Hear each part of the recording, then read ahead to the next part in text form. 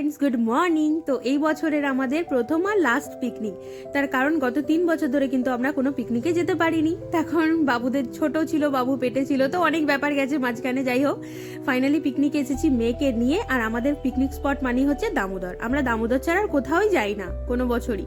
এখানে সবাই মিলে রান্না বান্না হয়, হাসি মজা হয়, এটাই পিকনিক। তো পিকনিক স্পটে আমরা চলে এসেছি।